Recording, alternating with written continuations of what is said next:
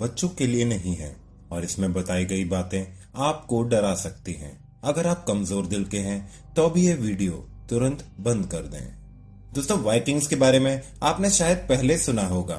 Scandinavia में रहने वाले लड़ाकुओं का ये समूह अपनी पानी में नाव की दिशा पहचानने की काबिलियत के लिए जाना जाता था।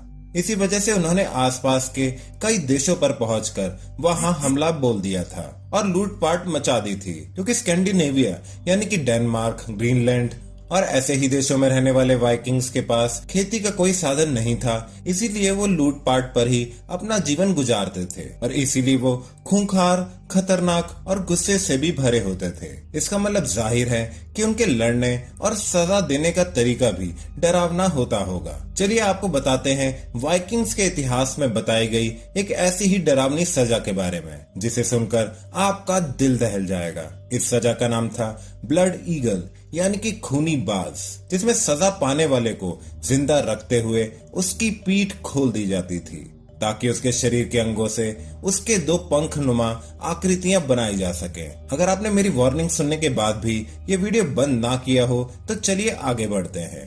आप देख रहे हैं फैक्ट जिनीन।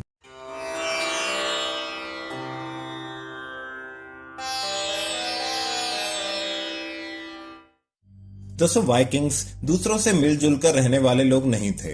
अगर कहानियों की माने तो जब भी वो किसी नए शहर में घुसते थे तो बड़ी ही बेरहमी से अपने भगवान ओडिन और थॉर के नाम पर लोगों को बेरहमी से मारते थे। हम मार्वल वाले ओडिन और थॉर की बात नहीं कर रहे हैं, हम नॉर्स के उन देवताओं की बात कर रहे हैं जिनसे मार्वल के ये कैरेक्टर उठाए गए थे। वाइकिंग्स के इतिहास में दुनिया की सबसे बड़ी दर्द भरी और भयानक टॉर्चर के बारे में बताया गया है। इस सजा को सबसे पहले देने की बात कही गई है सन 1867 में, जब वाइकिंग्स ने आज के इंग्लैंड पर अटैक कर दिया था।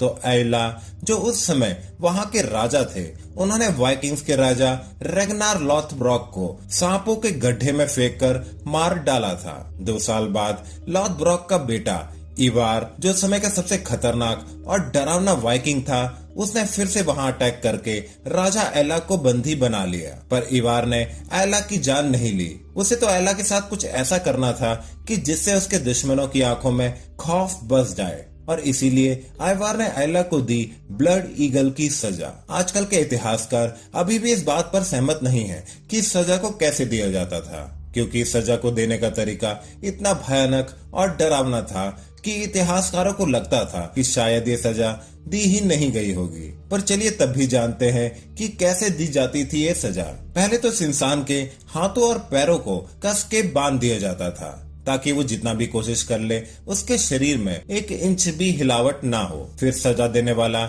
उसी कमर के नीचे से काटते हुए ऊपर उसके पीठ के ठीक पीछे तक गहरा कट मार देता था। फिर एक कुल्हाड़ी की मदद से उसकी एक एक छाती की हड्डी उसकी रीढ़ की हड्डी से अलग कर दी जाती थी, जिसके बाद वो जिंदा तो रहता था पर उसके अंदरूनी अंग सामने खुले दिखने लगते थे।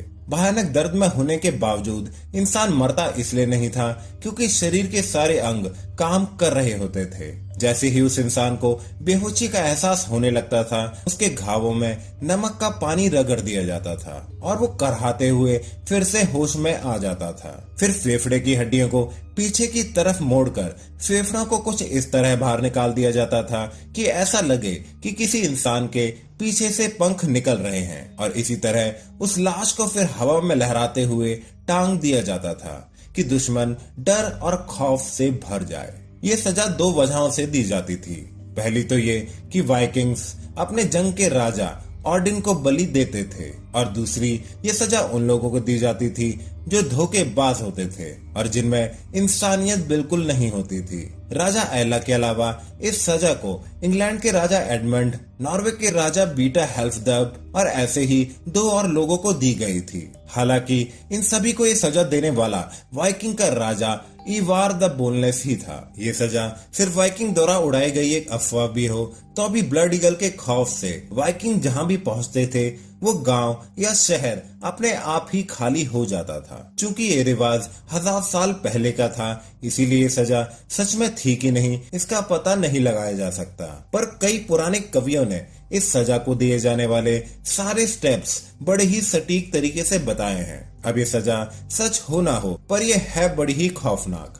आपका इस बारे में क्या कहना है? और अगर आपको वाइकिंग्स द्वारा दी गई ऐसी और खतरनाक सजाओं के बारे में जानना हो तो दोस्तों इस वीडियो पे करीब 1000 लाइक और